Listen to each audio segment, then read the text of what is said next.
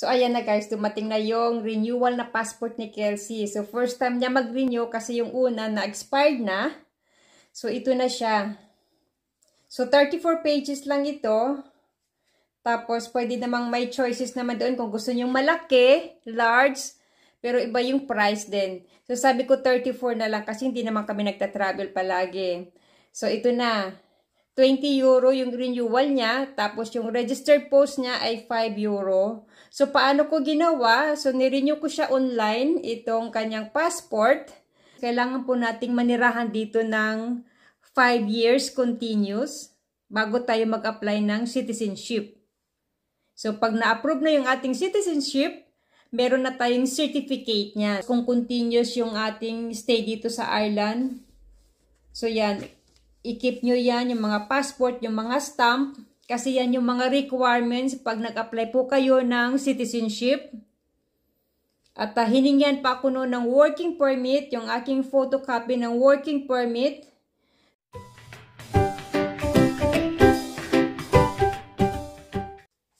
Hi guys! Good evening, good morning, and good afternoon sa inyong lahat. Kumusta yung inyong araw?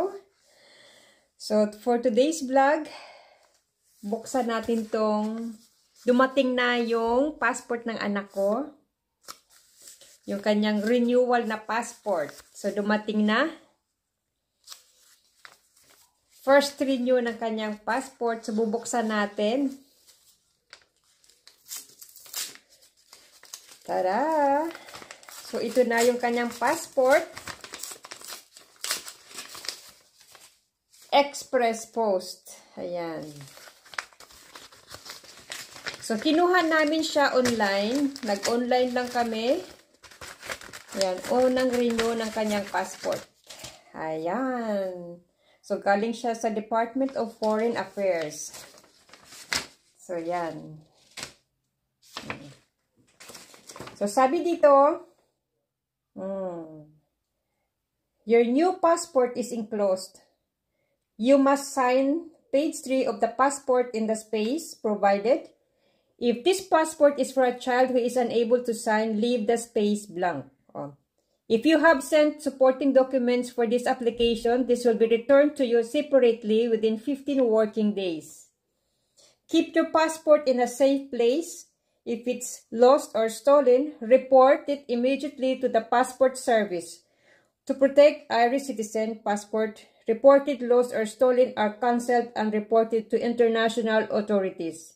If you find a passport that you have previously reported as lost or stolen, return it to the passport service or nearest Irish embassy or consulate.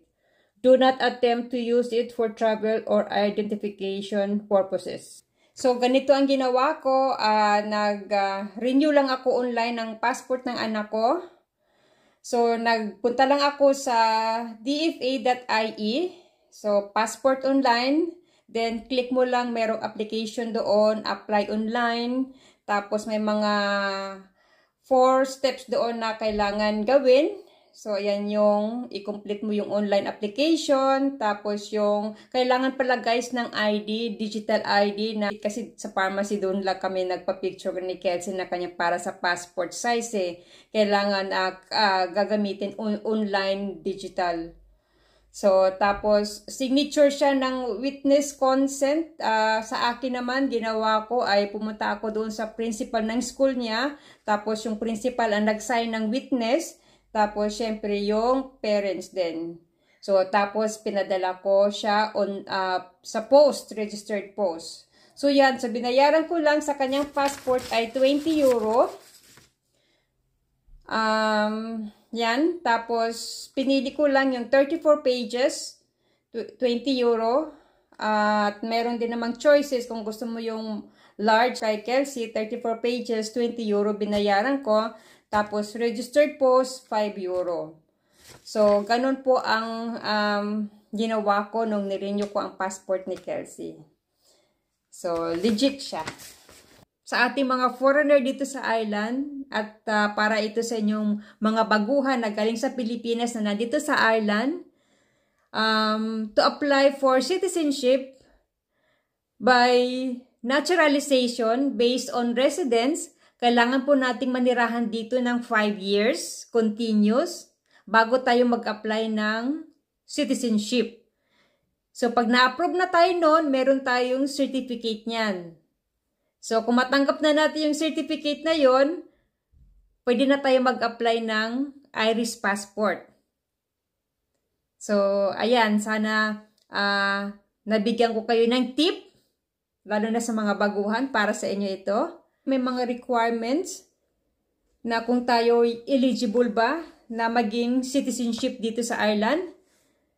So, i-keep nyo guys yung mga passport nyo, lalo na yung mga stamp. Ito yung sample nitong stamp. Ito yung aking, ito stamp. Ito yung una kong passport. I-keep nyo yung mga passport nyo noon, nung dumating kayo hanggang ngayon. Yung mga ating passport. Ayan, no? Yan yung una kong dating dito. Tatakan nila. Ito yung sample niya, no? Yan yung stamp. Hinihingi yan ng, ng immigration. Ng police dito.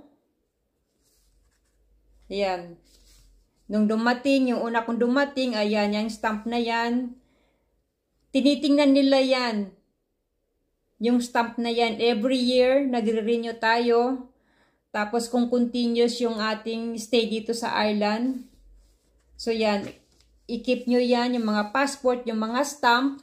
Kasi yan yung mga requirements pag nag-apply po kayo ng citizenship. At hiningian pa ako noon ng working permit, yung aking photocopy ng working permit.